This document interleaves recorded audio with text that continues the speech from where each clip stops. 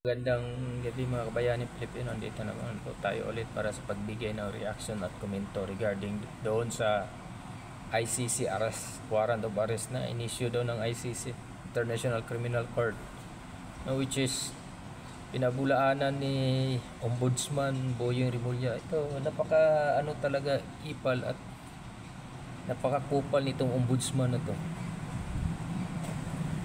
Talagang siya pa yung nag-publicize, no? Nagpanay siya interview na wala pa naman eh. Tsaka isa pa, bawal na po yung extradition. Naglabas na po kasi yung korte ng notice ni about sa extradition rules or treaty. So, tsaka isa pa yung ombudsman, hindi na siya Department of Justice eh. Hindi na siya secretary sa Department of Justice para ano bang karapatan niya na mag-announce about sa ICC warrant of arrest ni Senator Bato de la Rosa. Napakaipa lang talaga at kupal. Parang siya pa ang mas malupit pa to kay Marcos eh. Kasi atat na ipapatransfer kaagad, papatravel kaagad si Senator Bato. Incumbent senador yan. Tapos papayag ba yung mga Pilipino na arestuhin si Bato na incumbent senador yan? Napaka naman ang mga utak nito. Asa na, wala na ba kayong kahihiyan? Kasarinlan na ng Pilipinas, isusurrender nyo sa mga banyaga. Paka-estupido ninyo. Alalahanin nyo naman yung mga bayaning nagbuwis ng buhay. Mga bayaning nagpakamatay para lang sa kasarinlan natin. Tapos ngayon, itong mga nasa gobyerno, itong kupal na suto din. Hanggat hindi lumalabas yan, pag lumalabas yan, so ibig sabihin patingga yan si Bato dyan sa Senado. Dyan na si Bato habang buhay na siya dyan kasi may warrant of arrest. In case na lalabas siya, arestuhin siya kaagad. Napaka-estupido nitong na to. Palinaw naman doon sa extradition treaty na sinasabi ng ng gobyerno eh. Naglabas nga yung Korte Suprema eh. Tapos dapat itong ombudsman na to, huwag siyang magpa-ipal masyado. Masyadong ipal eh. Pagarpar ka ng pagarpar, salita ka ng salita. Parang ikaw na ata yung secretary of ano ba yan? Nagiging gusto mo ata palitan si Anticler eh. Kailangan magiging ka lang, no?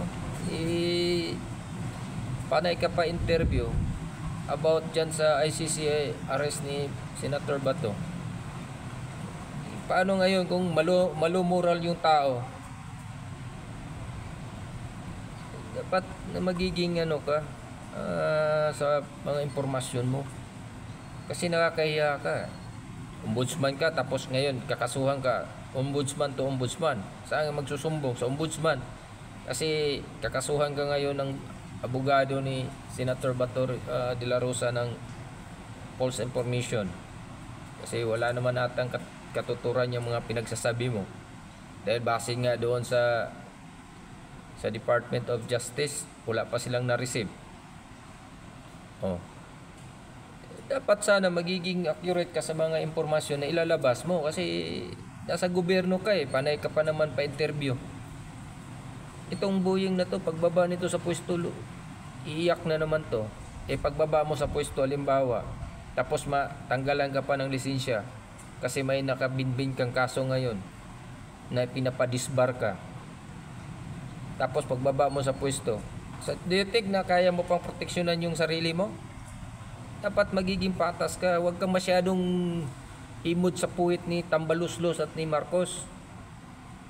Dilagay ka dyan sa pagiging ombudsman kasi pinili mo yan eh. Alam naman natin na pinopolitika ang dahilan kung bakit nandiyan ka sa ombudsman. Kaya magiging stick ka sa mga impormasyon mo, hindi yung magiging accurate ka. Kasi nga stick to the plan. Kaya ka andyan sa ombudsman. Dahil sinisguro mo na pagbaba ni Marcos, hindi siya babalikan ni Inday Sara. Ganun ba? Napaka inotel nyo, ginagawa nyong gatasan ng gobyerno, ginagawa nyong taguan, kanlungan ng mga kriminal ang gobyerno. Kaya anong ginagawa ng mga buhaya na politiko? tatakbo na lang kahit wala namang gaano amor-amor sa paninilbihan, tatakbo na lang sa bilang congressman para lang proteksyonan yung sarili nila, para makakuha lang ng immunity, legislative immunity. Yan naman ang purpose lang nila. Ba't yung magsilbi sa bayan? No way. Saan ka ba nakakita ng patriotism na politiko? Wala. Si Duterte lang. Duterte, ang mga Duterte, ang pagiging patriotic nila, pinapakita nila sa bayan. Lalo na yung tatay, presidente. Yung pagiging patriotic niya, yan dapat ang ipakalat nyo sa mga kabataan. Maging maging mahalin nila yung bayan, hindi yung sunod-sunuran lang kayo sa mga ng ICC na yan. Parang atat na atat. Itong Remulla at saka itong Trillanes na to, mga to eh. Sa gobyerno nagtatrabaho pero walang ibang ginawa kundi distractionist.